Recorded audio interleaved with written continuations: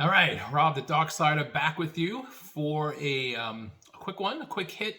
And if you notice, the Jets is right side up this time. I've been doing this with the backwards because there's a setting on the camera where you got to go in and change it to. I forgot what it is, but it's something you would never think, like non-selfie mode or something, and it actually shows you the way you're supposed to look. Anyway, that's what happens when you get old, right? But I'm actually tech savvy. I mean, go figure. Anyway, I want to talk a little bit about the Zack Wilson quarterback sneak and the coaches taking the responsibility and Wilson, supposedly just skating by. But I think what happened here, and I kind of like it all around. I think Wilson screwed up, obviously, but I think Wilson screwed it up. I think they communicated with him just fine. They may not have said, "Hey, dude, don't sneak." Whatever the case may be, I think there was enough communication in a general sense that Wilson should have known what to do, and I think he made the wrong choice. I think Wilson saw something that wasn't there. I think he got fooled by the Bucs defense, and he went and did what he shouldn't have done, what he thought was the right thing and was not. With experience, that'll change, and he will be able to read it a little better and go with the higher percentage play. But I wanted to talk more about the coaches here. The coaches in telling a version of the truth and at the same time taking all the responsibility, to me, will teach the kid what he should have done, but also take the pressure off of him by making it look like the coaches themselves, making it look like they had screwed up. When they talk about, hey, we should have communicated better, I'll take responsibility. I think it's a good way to take heat off of your young quarterback. I think I've seen some people say that they threw him under the bus by saying he made the wrong decision. I don't look at it that way. I think it's the truth, and I think by them taking the responsibility for it being a miscommunication, they take the heat off him while still being honest about what happened with the play.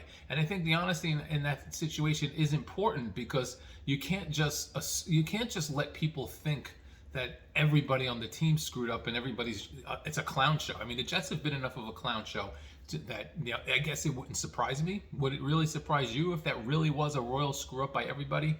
I can't imagine, and again, this is the Jets, so I could be wrong. I can't imagine that after time almost ran out on the play clock, they had to call a timeout, then again talked about this. I can't imagine that too much was left to Zack Wilson's imagination. I think they gave him the choice, which I think was the mistake. I think they probably just said, Zack, take this no matter what. Instead, it looks like they gave him a choice and said, hey, if this gap is open, then you can try and run it up the middle. I still think it wasn't a true sneak. I still think this was more of a hesitation play, almost like a quarterback draw. And I think Wilson, again, this is conjecture. I am not a football X and O's guy. I don't design plays. I've never played real organized football, just schoolyard stuff. But I think what happened was Wilson saw that gap, said, all right, that's it. I've made up my mind. I am going up the middle. And instead of trying to even fake it for a split second, he just dove straight forward. Ill-advised, obviously, with 2 yards to go. You're not going to sneak in the NFL for 2 yards. Once they see you make that move, everybody's in the middle.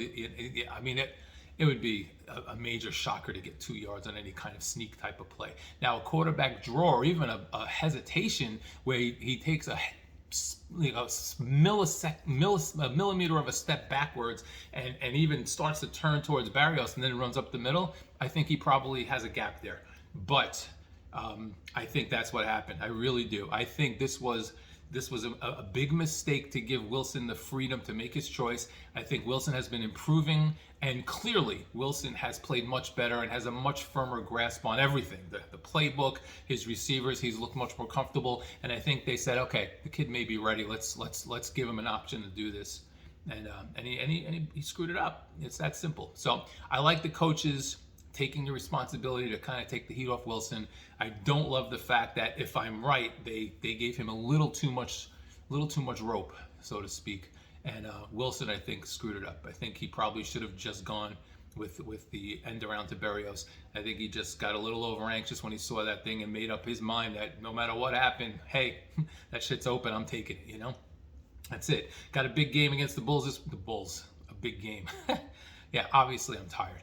We have a game against the Bills this weekend. I don't expect much from that. Now it turns out that Berrios is out. He's on injured reserve, and he apparently did something to his quad. But I expect the Jets to lose big this weekend and head into the offseason where we have some hope.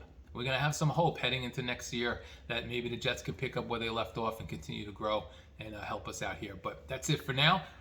Excuse me. Check out the Fake Spike podcast.